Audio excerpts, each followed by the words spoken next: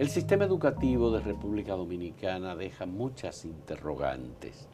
Desconcierto, habría que decir, porque por un lado el gobierno dominicano ha dicho que está desarrollando una revolución educativa a partir de la dedicación del 4% del Producto Interno Bruto para el sector educativo, de la educación media, y cuando hemos visto los resultados en la primera prueba PISA, por ejemplo, del año 2015, dijimos, bueno, estos resultados son mediocres, es verdad, se ve que la educación dominicana no está bien, pero eso es el inicio, porque sometimos al país a una prueba para la cual probablemente no estábamos preparados. Pero hemos visto los resultados de la prueba PISA con esta revolución educativa del gobierno, la del año 2018, que se ha dado a conocer en el 2019, y seguimos siendo lo peor de lo peor. Estamos, en términos sencillos, en ciencia, en comprensión lectora, de comprensión de lectura, y en matemáticas, realmente nadie nos lleva la delantera en relación con nuestra incapacidad para ver un sistema educativo mediocre. Queremos hablar de la revolución educativa y hemos invitado a Héctor Rodríguez Cruz, psicólogo y una de las personas que conoce el sistema educativo dominicano, fue director del Consejo de Educación Superior, el primero que se creó por decreto en el año 1985 aproximadamente. Y Héctor Rodríguez Cruz está con nosotros, le agradecemos. No quisiera dedicarme nada más que a analizar el resultado de la prueba PISA. Haces bien. Porque no es el objetivo. Yo quiero ver la revolución educativa. ¿Realmente podemos hablar, Héctor, de una revolución educativa en República Dominicana? Solamente a nivel de enunciado. Porque cuando uno analiza superficialmente el término revolución, que existe en la ciencia, existe en hidráulica, uno se da cuenta que hay una planificación, un punto de partida y un punto de llegada, aún con todas las incertidumbres que supone la planificación humana. Una revolución educativa, ¿cuándo nació? ¿Hacia dónde va? Hay una serie de interrogantes que demuestran, por definición elemental, que aquí no ha habido una planificación de una revolución educativa y por tanto no puede haber una revolución educativa. Porque sí hay revoluciones en todos los campos. Está la cuarta revolución industrial, de la cual no se habla en el país. Entonces, no hay revolución educativa, no hay relevo. Es decir, si se planificó una revolución educativa cuando comienza el actual gobierno, debe incorporar todas las revoluciones en familia, en economía, en sociología, que vayan apareciendo en el camino. Una revolución debe ser capaz de asimilar las revoluciones próximas. En Medellín, por ejemplo, el presidente Duque, que es una persona académica pese a sus dificultades actuales, es el autor del libro Economía Naranja. Él creó en Medellín, después de la última reunión de Davos, un departamento de revolución 4.0, que desde ahí va a dinamizar, va a probar, va a ensayar la aplicación de la revolución, de la cuarta revolución aplicada a todos los campos. Eso es revolución educativa. Lo de aquí ni siquiera llega a una pantomima, es un término ofensivo cuando nos dicen que hay una revolución educativa y no se ve, lo acaba de desmentir PISA 2018. Y lo peor de PISA, aunque no queremos entrar ahí, es solamente una reiteración, que las escuelas dominicanas son una escuela de entrenamiento de violencia. El 48%, porque aquí no se ha hecho alusión a otras cosas que dijo PISA. Por ejemplo, PISA acaba de decir, y eso salió en todos los diarios, que el 48% de los estudiantes dominicanos son víctimas de bullying en las escuelas, con toda la interpretación que eso puede tener. Pero la Organización de Cooperación Económica, que es quien ha llevado el liderazgo por encima del BID y otros organismos internacionales que antes eran los líderes en educación, hay que seguir leyendo a esta organización. Y cuando hablamos de revolución educativa desde el punto de vista oficial, estamos diciendo, bueno, el gobierno y el país le dedica el 4% del PIB al sistema educativo, eso es presupuesto. Sí. Tenemos disponibilidad de recursos. Vamos a trabajar en la formación de los maestros, porque decimos que el maestro es fundamental para que la calidad de la educación comience a mejorar. Pero resulta que tenemos maestros con muchas deficiencias y a pesar de que los años van pasando, parece que hay que producir un retiro masivo de maestros que no han logrado ser pensionados. Entonces, ¿cómo resolvemos el tema? Los nuevos maestros que estamos incorporando tienen la competencia, la capacidad para incorporar elementos de esa revolución 4.0 o de esa economía verde o de esas innovaciones industriales en el mundo, en la República Dominicana. El sistema educativo, como lo dice el término sistema, es un engranaje lógico, funcional, que comienza por arriba y que ahora en democracia comienza de abajo para arriba. Entonces uno comienza a preguntarse, ¿sabe el presidente de la República lo que significa en el marco nacional e internacional lo que significa de educación en este país? No, no. Lo primero que debió hacer el presidente es no permitir que el INAVIE, el Instituto Nacional de Bienestar, diga que los millones que invierte en zapatos y no en libros, este año escolar no hay libros, pero hay polocher, hay batata, hay plátano, que no tienen los nutrientes. Entonces, comencemos. Si el presidente no tiene la visión educativa, y sería bueno hacerle un test elemental de educación, porque tú dices, bueno, es que un presidente no tiene que saber de todo, pero por lo menos tiene que leer. El presidente no menciona la revolución 4.0, que es un discurso obligado. ¿Y por qué Duque sí lo menciona? Pero el presidente está mencionando aspectos centrales en el caso de la educación y pobreza en República Dominicana. El tiempo que se gana una familia con la jornada escolar extendida, por ejemplo, es una salvación. Y creo que ese es un factor que el presidente Danilo Medina está tomando en cuenta y que otros no lo toman en cuenta, Héctor. Sí. Yo te termino el enfoque sistémico. Ajá, a ver. Es decir, cuando el presidente tiene una noción visible, es decir, no estamos entrando en sus capacidades, visible del tema educación.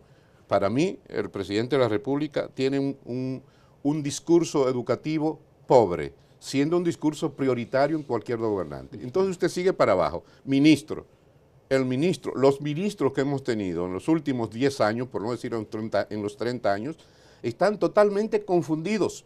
Por eso dejaron la educación en manos de Guadamuz, en manos de Hernán Cortés, porque no sabían de educación. Incluso ellos no tienen ese problema. Como sus hijos no van a las escuelas públicas, no oyen lo que pasa en las escuelas públicas, ni en las universidades públicas. Entonces, ellos no saben lo que es la educación. Pero sigo para abajo. Llegamos a los directores regionales, que hubo un problema en este año que fueron puestos al dedazo. Tampoco saben de educación. Y llegamos a los directores de distrito, tampoco saben de educación. Entonces, ¿quién va a elegir al maestro?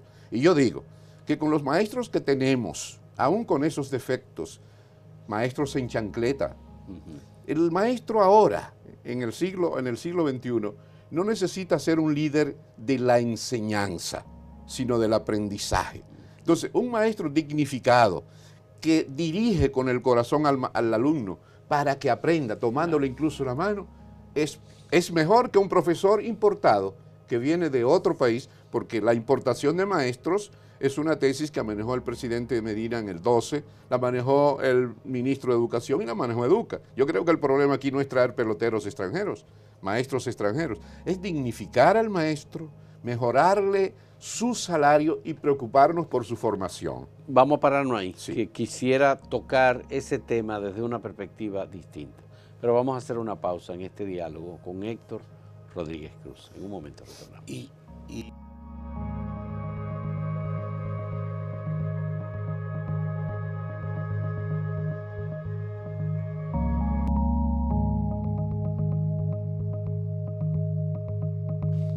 En un artículo que publicamos en Acento de Bernardo Vega, él plantea la preocupación en relación con la prueba PISA del fracaso de los maestros de República Dominicana.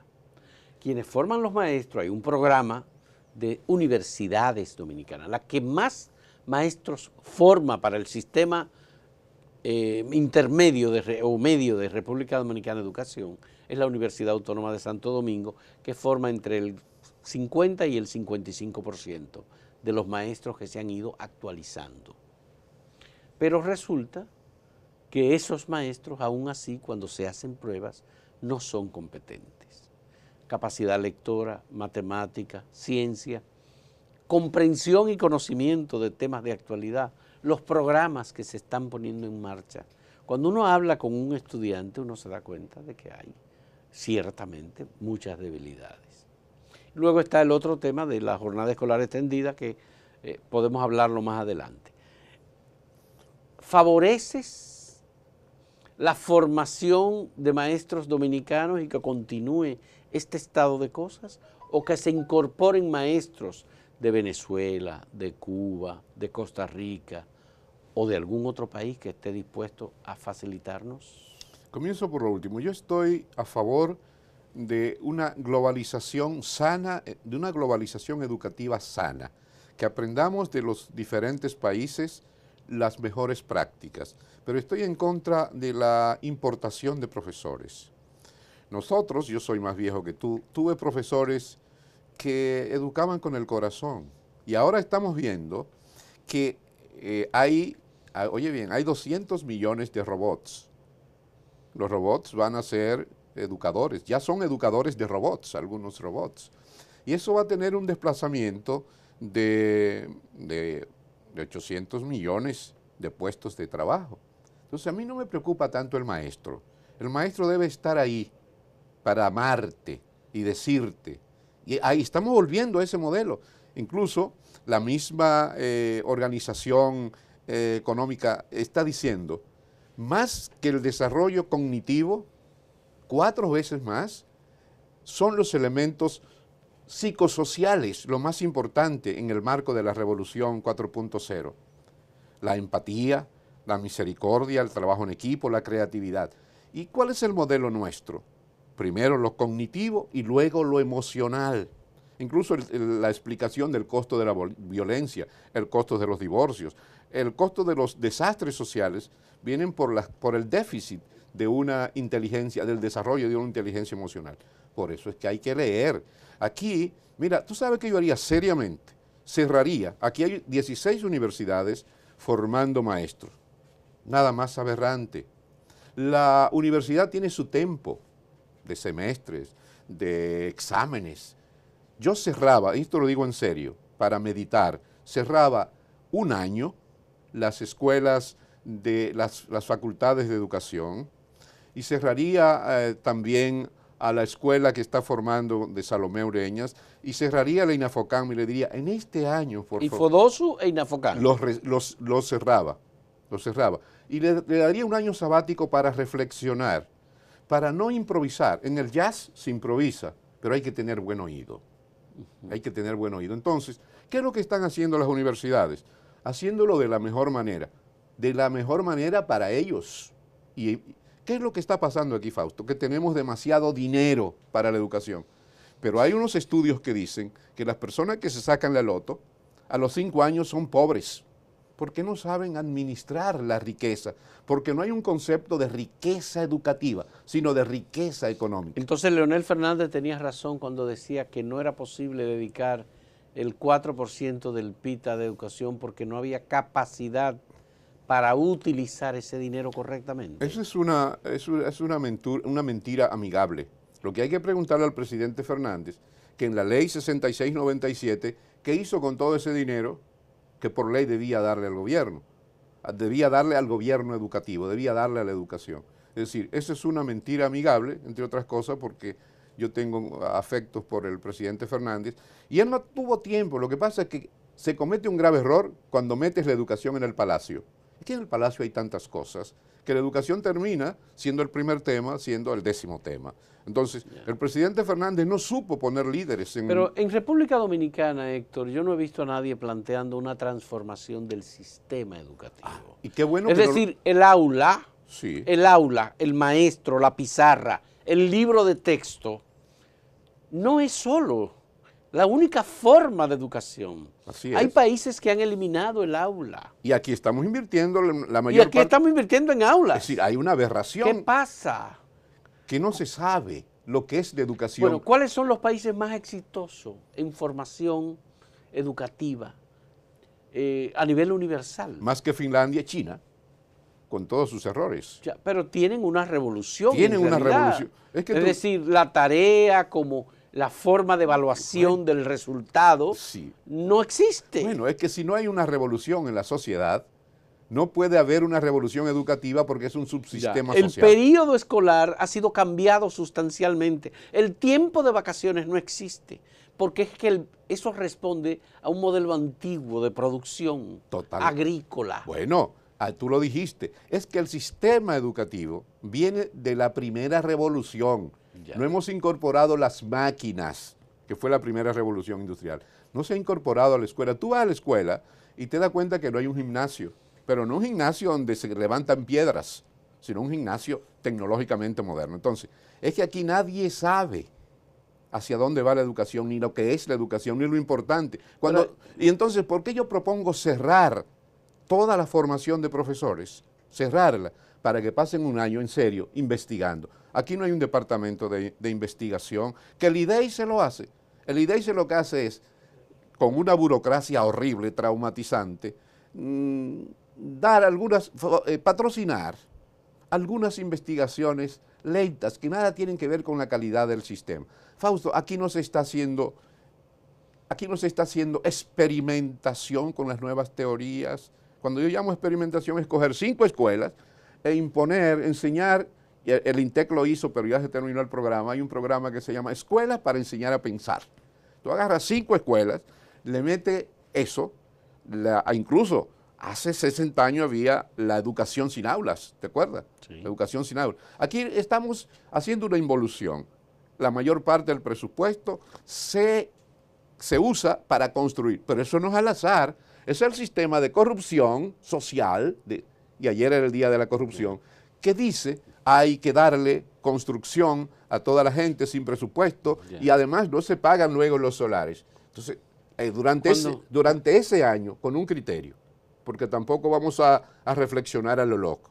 Sí. Incluso en las iglesias donde se medita con el salmo del día, sí, con la palabra del día. Y termino esto diciendo, aquí no hay revolución educativa porque un gobierno solo no puede hacer revolución educativa. Haces tú revolución educativa, como hizo su plan de desarrollo 2030, y ya el CONEP está diciendo, señores, la Estrategia Nacional de Desarrollo hay que cambiarla, porque eso no funciona. Entonces llegamos a un modelo viejo de innovación, que es el modelo 4 hélices. Es decir, cualquier cambio, cualquier innovación tiene que hacerse con 4 hélices.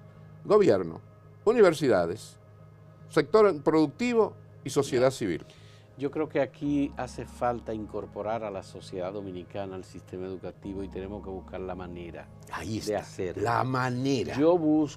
Estoy pensando, jornada escolar extendida y pienso en Pablo Freire. Sí. Porque me parece que son elementos que hay que rescatarlos. Sí. Es decir, el pasado no todo es negativo. No. Pero bueno, vamos a hablar algo positivo sobre la revolución educativa en el próximo segmento, a ver de cómo encontramos la manera, sugerencia, idea de mejorar lo que tenemos. Si además lo que tenemos es abundancia de recursos. Sí. En un momento retornamos. Sí.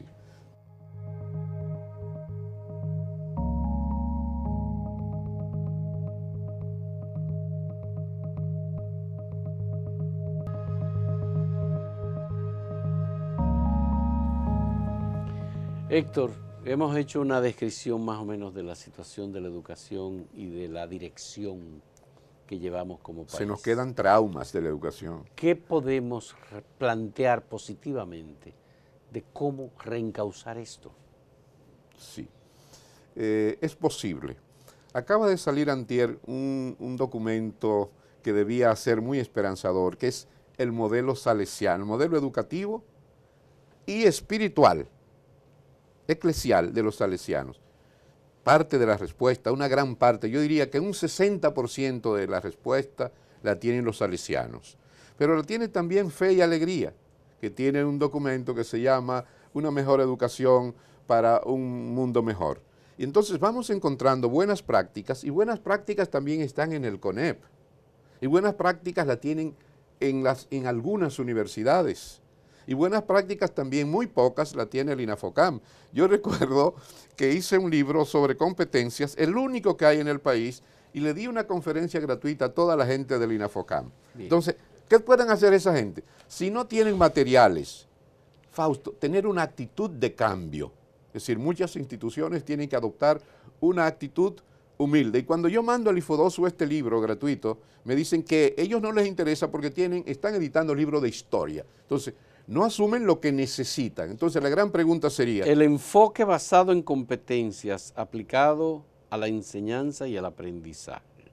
Porque las competencias del profesor y del estudiante del siglo XXI. Entonces, ¿qué debemos hacer, Fausto? Es decir, reflexionar sobre lo que tenemos y cómo debemos irlo mejorando, porque esto no es pararse. Hay una serie de habilidades para el profesor y el estudiante del siglo XXI que salieron de un consorcio en los Estados Unidos en el 90 para ver el siglo XXI, sí, al final del siglo XX, y reunieron empresarios, el modelo de la triple hélice que era entonces y ahora el modelo de la cuatro hélices. ¿Qué educación necesitamos aquí? No lo puede decir el gobierno ni el Ministerio de Educación. Ahí tienen un mangú en el Ministerio de Educación diseñando el currículum del siglo XXI. Estamos hablando del Consejo Nacional de Educación. Bueno, no hay nada más aberrante. Ahí debe haber una renuncia total.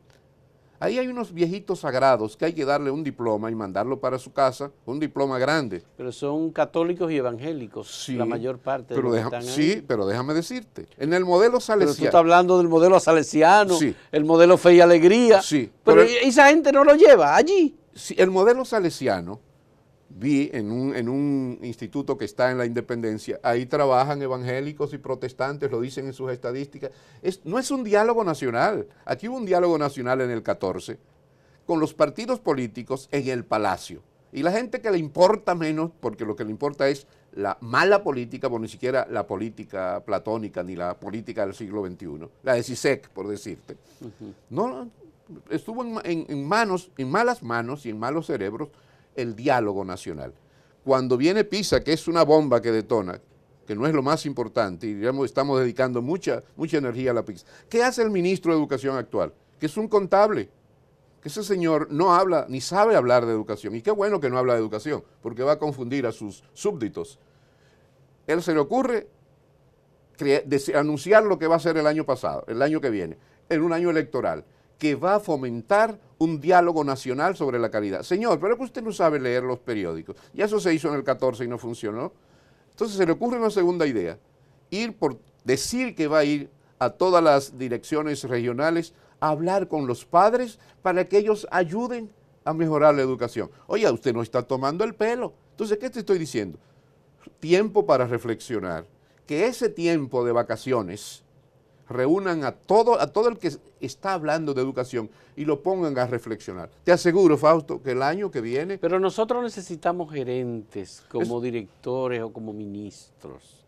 No tiene que ser un maestro el ministro de Educación. ¿Tú sabes quién yo pondría? Pero tenemos gente con conocimiento y con actualización que puedan eficientizar y revolucionar el área que dirijan. Sí, no, aquí no hay gerencia. Los últimos ministros, incluyendo ministro del gobierno de Leonel, hay una ex ministra que dijo esto antier, salió publicado en los diarios nacionales.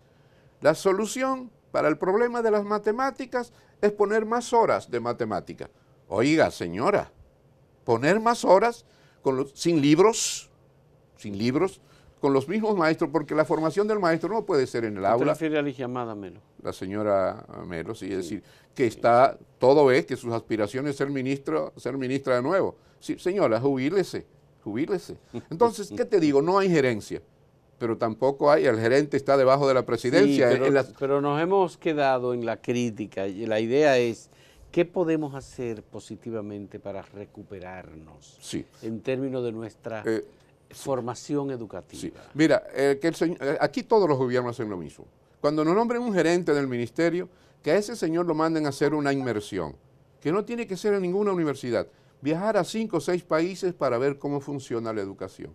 Y así a todos los demás, en vez de traernos 500 españoles a dar clase aquí, que los mandemos a España sobre todo donde funciona relativamente bien la educación. Seguimos bajando. Pero ese ministro pudo haber estudiado en España y no hay que mandarlo a España. O puede traer algún asesor. En las ruedas. ¿Es verdad? Es decir, digo yo, mira, no es sé, bueno, me parece. es bueno que traigan asesores, porque ahora muchos de los candidatos no creen en los dominicanos. No creen en los dominicanos. Creyeron en Guadamuz, que era un señor sin historia. Un costarricense. Un costarricense que en vez de estar allá aplicando de que nadie es profeta en su tierra, vino a ser profeta aquí.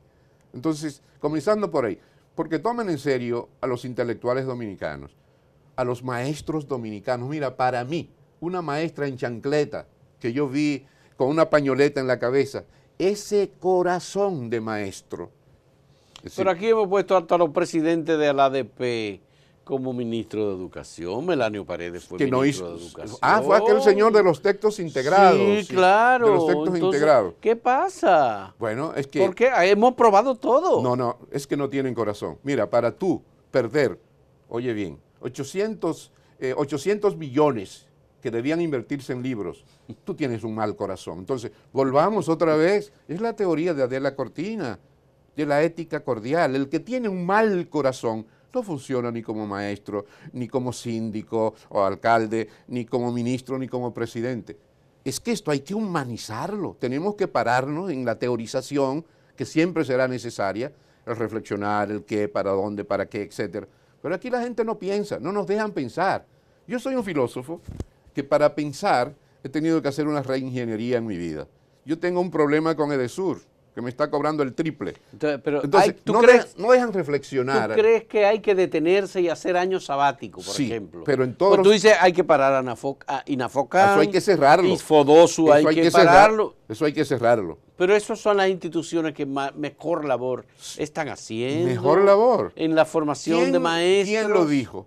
No, yo te lo estoy comentando por lo que yo veo. Yo comparo lo que había aquí 4 escuelas nacionales de formación de profesores. Una en San Juan, una en Santiago, que era en Tamboril, y otra en San Pedro de Macorís. Se me pierde la otra. Vivían ahí las 24 horas haciendo investigación, lo que hoy se llama investigación-acción. Eso lo hacían hace 40 años. Entonces, los modelos que estamos adoptando, como las pruebas psicológicas, sin estandarizar, no están siendo estandarizados. Pero entonces no es un ministro de educación es lo que el necesitamos. Sistema. Necesitamos un gobierno o un presidente de la República que tenga más o menos la idea de por dónde debemos ir. Por lo menos, eso es mucha... No tiene que ser un experto. No. ¿Tú sabes quién yo pondría de ministro de Educación hoy? Pero no se trata de una persona. Sí, pero una persona que pueda hablar, primero, una persona intermedia que pueda hablar con el pueblo y pueda motivar al presidente para que el presidente le crea y se convierta como existían los palomeros en el antiguo, es decir, un tipo que agite al presidente, que empuje al presidente. Yo pondría hoy, le pediría la renuncia al señor que está ahí, pondría a Pedro Martínez, de ministro de Educación. ¿El pelotero? El pelotero. Señor, Pedro Martínez habla perfectamente inglés, tiene una dicción y tiene una jerarquía de valores. Pedro Martínez dijo, antier, que nunca había visto al país en una situación económica. Para él llegar ahí, además Pedro Martínez lee con su esposa. Se está publicando una autobiografía de Pedro Martínez. Bueno, entonces, esa autobiografía debía ser libro de texto. Y lo que quiero decirte es que aquí tenemos Pero recursos. eso es extremista, Héctor, lo que tú me estás diciendo. Bueno, es que... Es un extremismo. No, eso es una utopía. Es una utopía que podemos convertir en realidad. Está bien. Tenemos que seguir hablando del tema. Mucho, pero mira, con lo que tenemos hay que organizarlo y hay que evaluarlo. Está bien. La tanda extendida yo creo que tiene su lado bueno, pero la han desvirtuado, la han politizado desde el Palacio. Si la sacan de ahí, y por ejemplo yo le pediría también... No, pero ya terminó. Se nos acabó el tiempo. Yo le pediría a Educa que también haga un sabático. También Educa. Pero es mucho lo que tú estás pidiendo, es decir, cerrar todo entonces. Sí. Bueno, muchas gracias. Abrírselo al pueblo, abrírselo al pueblo. Muchas gracias a Héctor Rodríguez Cruz, un colaborador de Acento, filósofo, como ya él mismo dijo, maestro, profesor, psicólogo, por ayudarnos a entender y darnos su punto de vista sobre estos temas de la revolución educativa en República Dominicana. Y gracias, por supuesto, a ustedes por la compañía.